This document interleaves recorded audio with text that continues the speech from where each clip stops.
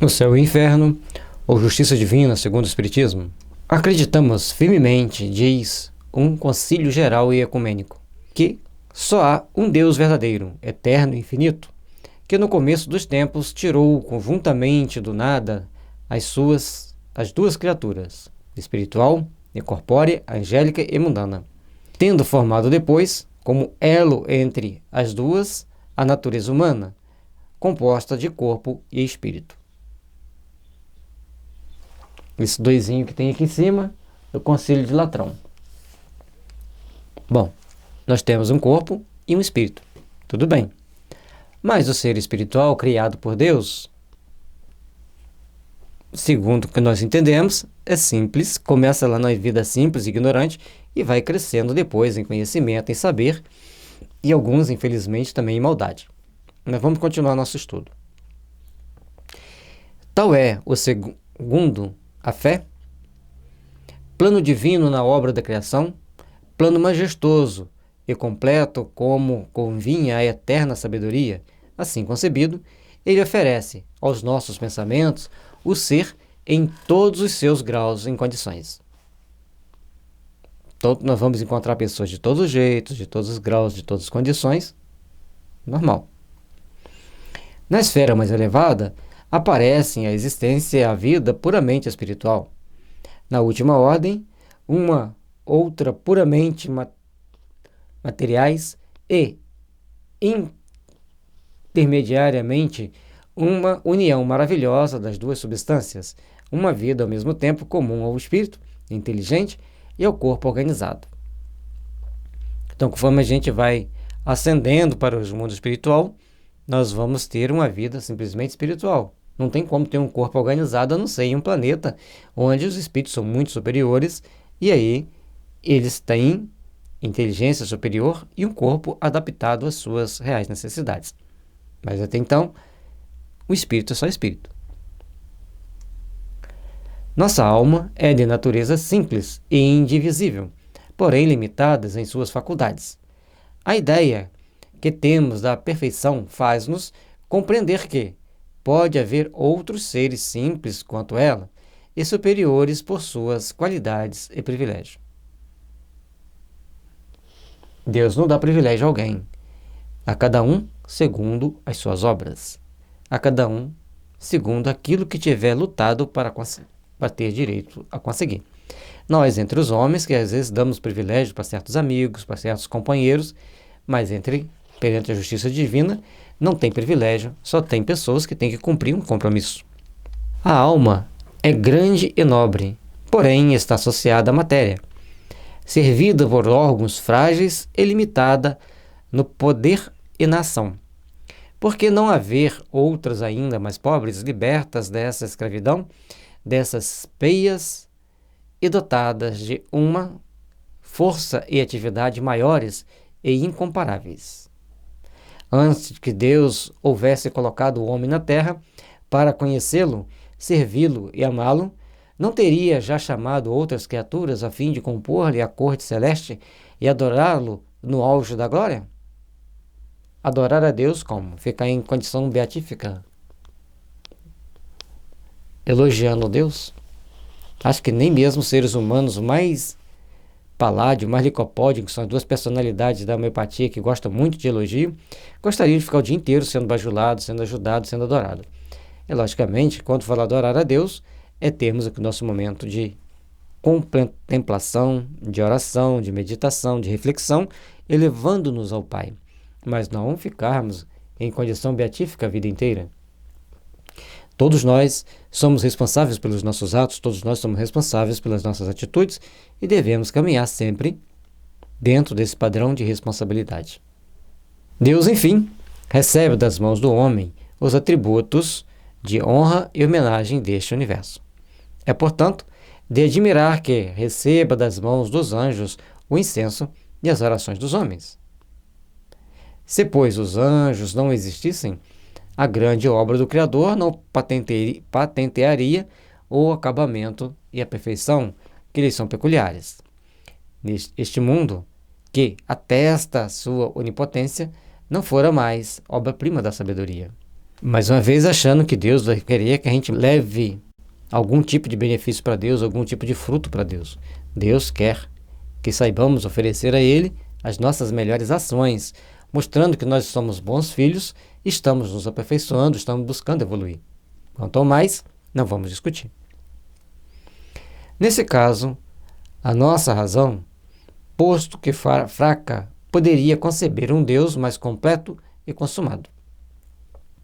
Em cada página dos sagrados livros do Velho como no Novo Testamento, se fez menção destas inteligências sublimes, já em piedosas invocações, já em referências históricas.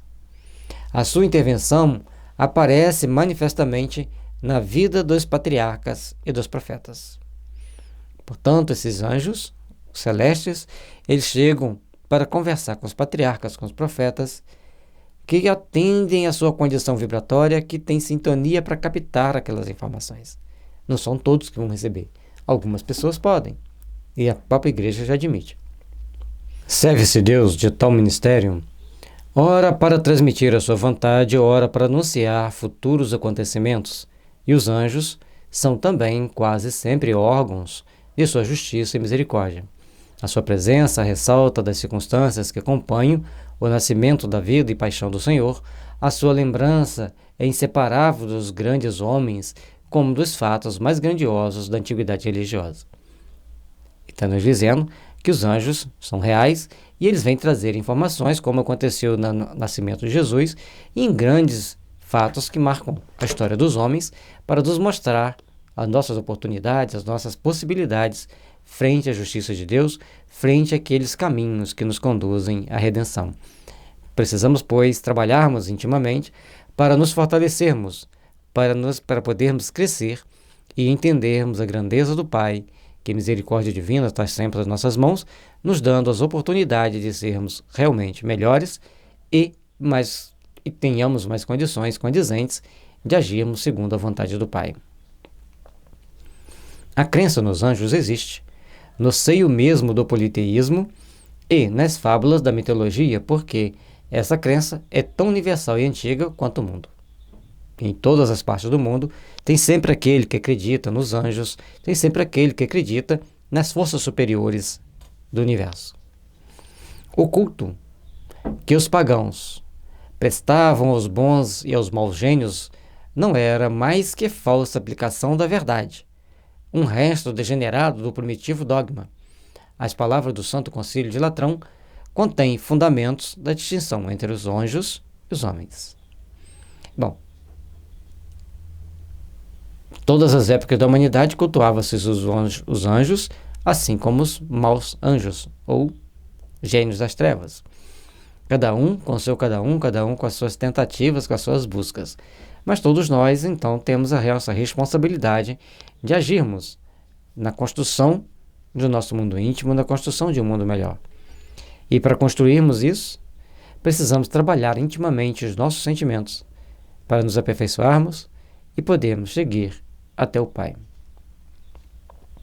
Ensinam-nos que os primeiros, os anjos, são puros espíritos, enquanto que os segundos, os homens, se compõem de corpo e de uma alma.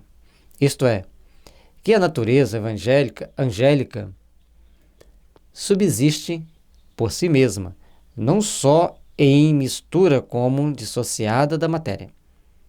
Por mais vaporosa e sutil que se suponha, ao passo que a nossa alma, igualmente espiritual, associa-se ao corpo de modo a formar, com ele, uma só pessoa, sendo tal e essencial o seu destino. Os anjos são almas puras e os homens são aquelas almas que se prendem ao corpo. A natureza angélica, que existe por si mesma, por mais vaporosa e sutil que se suponha, ao passo que nossa alma, igualmente espiritual, associa-se ao corpo para formar com ele uma só pessoa, sendo tal essencial o seu destino. Aqui, por mais que eles não queiram, está dizendo que o espírito já existia para associar o corpo. Só não está explícito assim, o espírito estava no plano espiritual, reencarnou. Mas ele vai ter que associar um corpo, está aqui nas entrelinhas. Enquanto perdura tão íntima ligação de alma e corpo, as duas substâncias têm vida comum e se exercem recíproca influência. Certíssimo. Não tem o que contestarmos. Daí o não poder a alma libertar-se completamente das imperfeições de tal condição. As ideias chegam-lhes pelos sentidos na comparação dos objetos externos e sempre debaixo das imagens mais ou menos aparentes. Nós vemos com os nossos sentidos, vamos poder comparar aquilo que a gente vê, nós temos as nossas imperfeições e temos uma série de condições para que a gente possa se ver. Eis porque a alma não pode contemplar-se a si mesma, nem conceber Deus e os anjos sem atribuir-lhe forma visível e palpável. Então, estou mostrando que a nossa alma, ela quer uma forma de Deus visível e que nós possamos ter o tato de sentir aquela presença de Deus segundo aquilo que nós acreditamos. Cada um de nós acredita. O mesmo se dá quando os anjos, que para se manifestarem aos santos e profetas, hão de revestir-se formas tangíveis e palpáveis. Então, os anjos, para se manifestar para os santos e para os profetas, eles têm que se tornar tangível, eles têm que se tornar visível. E assim, dentro dessa situação, cada um vai estar entendendo do seu jeito, cada um vai se aparecer de acordo com a possibilidade do médium. Aí nós entendemos que tem um médium para ele poder se materializar. E ele diz, ele é tão tangível e palpável como o ser humano. Essas formas, no entanto, não passam de corpos aéreos que fariam mover-se e identificar-se com eles ou de atributo simbólico de acordo com a missão a seu cargo. E aí fica claro para nós que existe a compreensão de que os espíritos podem se materializar. Mas eles se materializam porque eles usam o fluido de um médium. Não quer dizer que o espírito vai poder se materializar em qualquer lugar. Ele só vai conseguir se materializar aonde tem um médium que possa fazê-lo aparecer na visão para muitas pessoas. Normalmente aparece só para aquele que é médium, que ali é chamado de profeta ou santo. Então, aquelas pessoas santificadas, que têm uma vida muito íntegra, esses anjos aparecem para eles, ou então os profetas que têm essa responsabilidade de passar as comunicações. Lembrando que profeta é a mesma coisa que médium, com pequenas diferenças. Seu ser e movimentos não são localizados nem circunscritos a limitado e fixo ponto no espaço. Desligados integralmente do corpo, não ocupam qualquer espaço no vácuo. Mas assim como a nossa alma existe integral no corpo e em cada uma de suas partes, assim também os anjos estão e parte que simultaneamente em todos os pontos e partes desse mundo. A questão da ambiguidade é colocada de uma forma nem muito bem entendível, porque só vem trazer essas explicações reais à doutrina espírita. As explicações do como é o mundo espiritual, da relação com o mundo espiritual, é trazido pela doutrina espírita. No mais, até que a gente vai lendo e vai ver como é que ele está querendo dizer aqui. Porque às vezes, quando vai completar de um jeito, completa de outro. A gente vai buscando compreender o que eles estão querendo dizer. Mais rápido que o pensamento, podem agir em toda parte, num dado momento. Compatível com aquilo que nós acreditamos na doutrina espírita. Operando por si mesmo, sem outros obstáculos senão da vontade do Criador e os da liberdade humana. Enquanto somos condenados a ver lenta e limitadamente as coisas externas, enquanto as verdades sobrenaturais se nos afiguram enigmas num espelho, na frase de São Paulo, eles, os anjos, veem sem esforço o que lhes importa saber e estão sempre em relação imediata com os objetivos dos seus pensamentos. Os seus conhecimentos são resultantes não da indução e do raciocínio, mas dessa intuição clara e profunda, que abrange de uma só vez o gênero e as espécies dessas derivadas, os princípios e as consequências que deles decorrem. Então, o anjo, por ser um espírito livre e superior, ou quase praticamente um espírito puro, ele tem condições de ver, de sentir, de ler nossos pensamentos, de trazer para nós uma série de informações quando se faz necessária, porque ele tem essas condições, conforme eles disseram ali. A distância das épocas, a diferença de lugares, como a multiplicidade de objetos, confusão alguma podem produzir em seus espíritos. Eles não vão se confundir, não vão se perder no labirinto das consequências das ações devido à multiplicidade de objetos, à diferença de lugares. Eles têm poderes de ver, de sentir e de participar, segundo a vontade do Pai. Infinita, a essência divina é incompreensível, tem mistérios, profundezas que se não podem penetrar. Mas em que eles servem? Mas em que eles serem defesos os desígnios particulares da providência? Ela lhes desvenda quando, em certas circunstâncias, são encarregados de os anunciarem aos homens. As circunstâncias de que Deus, como os anjos destes e destes entre si, não se fazem como entre nós, por meio de sons articulados e sinais sensíveis.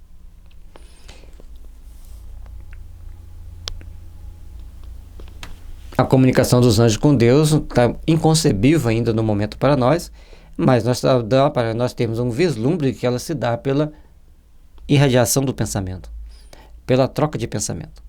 Mas vamos nos ater então que esses espíritos, que chamamos de anjos, eles têm várias particularidades que eles podem ver, sentir e ouvir, para que todos nós, para transmitir com segurança suas informações e manter a humanidade sempre em alerta para alguns desvios morais e as suas consequências.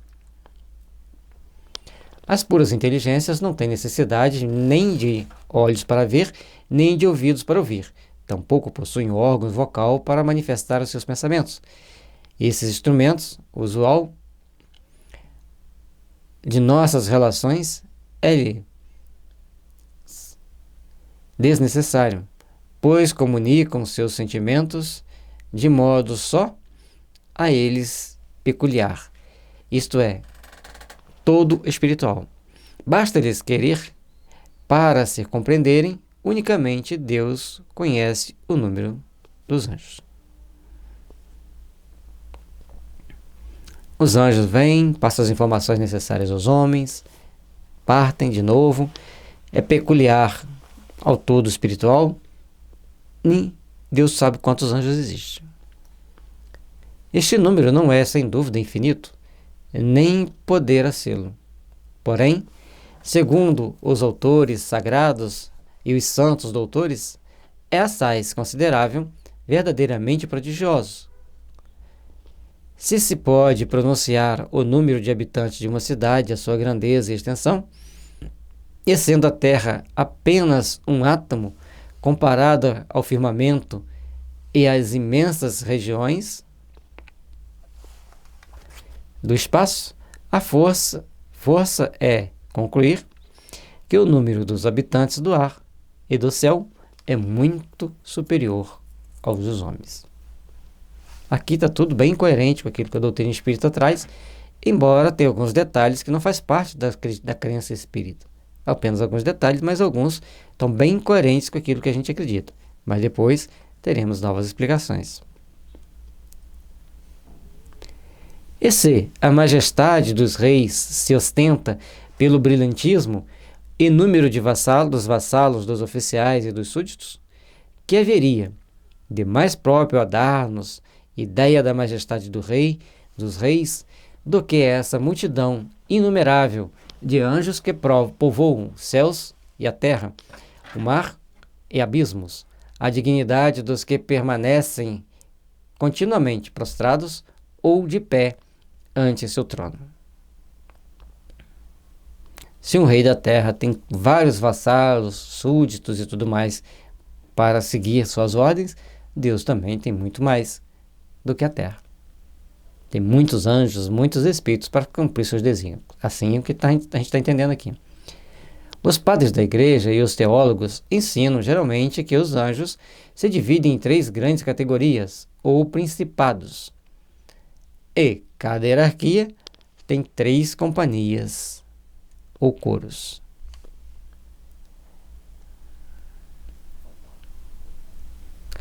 Então os anjos têm hierarquia, e cada hierarquia tem 3 companhias. 3 grandes hierarquias, 3 grandes companhias, ou coros, para gerenciar todo o trabalho. Os da primeira e mais alta hierarquia designam-se conforme as funções que exercem no céu. Os serafins são assim designados por serem como que abrasados perante Deus, pelos ardores da caridade. Outros, os querubins, por isso que refletem a luminosidade da divina sabedoria. E, finalmente, tronos, os que proclamam a grandeza do Criador, cujo brilho fazem resplandecer. As categorias entre os anjos e os espíritos existem, no céu também existe, e aqui dá algumas características daqueles anjos para que nós pudéssemos entender o que eles estão passando para nós, qual a ideia que eles têm do céu e inferno. Os anjos da segunda hierarquia recebem nomes consentâneos com as operações que se lhes atribui no governo geral do universo, e são as dominações que determinam os anjos de classe inferiores, suas missões e deveres, as virtudes que promovem os prodígios reclamados pelos grandes interesses da igreja e do gênero humano, e as potências que protegem, por sua força e vigilância, as leis que regem o mundo físico e moral. Então existem os anjos, cada um segundo a sua possibilidade. Existem também aquelas potências que gerenciam a gerencialidade do espírito, a potencialidade do espírito, principalmente no mundo físico e moral. Hoje a terceira hierarquia tem por missão a direção da sociedade e das pessoas, e são os principados encarregados de reinos, províncias e dioceses. Os arcanjos, que transmitem as mensagens de alta importância, e os anjos de guarda, que acompanham as criaturas a fim de velarem pela sua segurança e santificação. As classificações e as suas funções. Cada espírito aglomerado dentro dessa classificação e depois descrito com as suas funções, para nós podermos entender que existe um Deus, que existe uma organização espiritual que gerencia nossas vidas. Embora aqui a descrição está bem incipiente perante aquela refutação que Kardec vai fazer mais à frente. E assim, nós vamos entendendo que a justiça divina, ela tem várias faces. A principal delas é que a gente aprenda a restabelecer os nossos bons sentimentos, que a gente aprenda a restabelecer a força do amor em nossas almas. E assim podemos crescer em paz, em harmonia e em fraternidade, para que a luz esteja sempre presente em nosso coração, em nossa alma.